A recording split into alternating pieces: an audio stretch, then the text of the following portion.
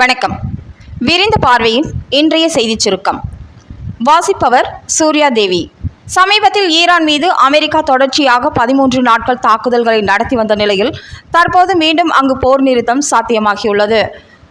Oman நாட்டின் பிரதிநிதிகள் குழு ஈரானுக்கு சென்று இருதரப்பு அமைதி பேச்சுவார்த்தையில் ஈடுபட்டு வருவதை கருத்தில் கொண்டே அதிபர் டொனால்ட் ட்ரம்ப் மேற்கொண்டு தாக்குதல்களை நடத்த அனுமதி அளிக்க மறுத்துவிட்டதாக அமெரிக்க தரப்பில் தெரிவிக்கப்பட்டுள்ளது.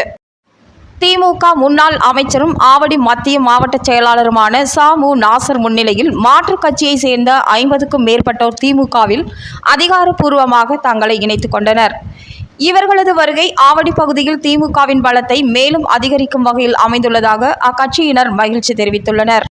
விருதுநகர் மாவட்டம் சிவகாசி அருகே உள்ள செங்கமலப்பட்டியில் செயல்பட்டு வந்த சட்டவிரோத பட்டாசு தயாரிப்பு கூடத்தில் ஏற்பட்ட திடீர் வெடி விபத்தில் சிக்கி உயிரிழந்தவர்களின் எண்ணிக்கை 4ஆக உயர்ந்துள்ளது. தாவேகா தலைமையிலான ஆட்சியில் அரசு துறை ஒன்றில் நிலவி வரும் லஞ்ச புகார்களும் உயர்மட்ட அதிகாரிகளின் தன்னிச்சையான போக்கும் ஆளும் கூட்டணிக்குள் பெரும் புயலை கிளப்பியுள்ளன. ஆட்சி மாற்றத்திற்கு பின் மக்கள் நலத்திட்டங்கள் வேகமெடுக்கும் என்று எதிர்பார்க்கப்பட்ட சூழலில் குறிப்பிட்ட அந்த துறையின் உயர் அதிகாரி ஒருவரின் செயல்பாடு ஆளும் கட்சிக்கும் கூட்டணி அமைப்புகளுக்கும் பெரும் தலைவலியாக மாறியுள்ளது. துறை ரீதியான பணி மாறுதல்கள், ஒப்பந்த அனுமதிகள் மற்றும் கோப்பு ஒப்புதல்கள் என எதுவாக இருந்தாலும் கேட்கும் தொகையை கொடுத்தால் மட்டுமே கையெழுத்து விழும் என்ற அவல நிலை நிலவுவதாக தலைமைச் செயலக வட்டாரங்கள் தெரிவிக்கின்றன.